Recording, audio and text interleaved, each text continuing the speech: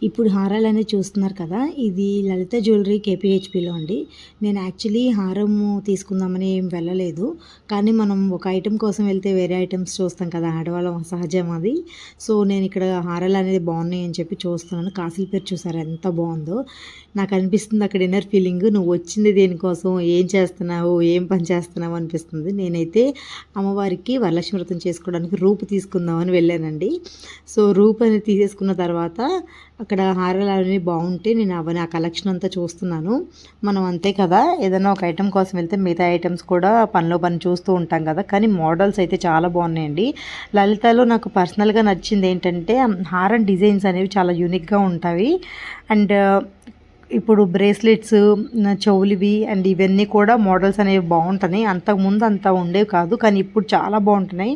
Schemes అవి కూడా చాలా బాగుంటాయండి దీనిలో. నేనైతే స్కీమ్ కట్టాము, గోల్డ్ అనేది కూడా లాక్ చేసుకున్నాము. సో చూసా కదా, రూపాయి తీసుకుని వచ్చేసాము. 1/2 గ్రామ్ తీసుకుంటేనే ఇప్పుడు మన గోల్డ్ కాస్ట్ ఎక్కువ ఉంది కాబట్టి నాకు 7,500 పట్టింది. వేస్టేజ్ 1% వేశారు. అండ్ జిఎస్టీ ఎలాగో 3% ఉంటుంది కదా. సో నాకు అలాగే 7,500 అయింది. 500 మిల్లీగ్రామ్స్ పైన 9 మిల్లీగ్రామ్స్ అనేది ఉంది. మీరు వరలక్ష్మి వ్రతానికి రూపు అనేది తీసుకున్నారా? మీ షాపింగ్ అంతా అయిపోయిందా? నా కామెంట్ సెక్షన్లో చెప్పండి. మళ్ళీ నెక్స్ట్ వీడియోతో మిమ్మల్ని కలుసుకుంటాను. అప్పటిదాకా ఉంటానండి. మరి బాయ్ బాయ్.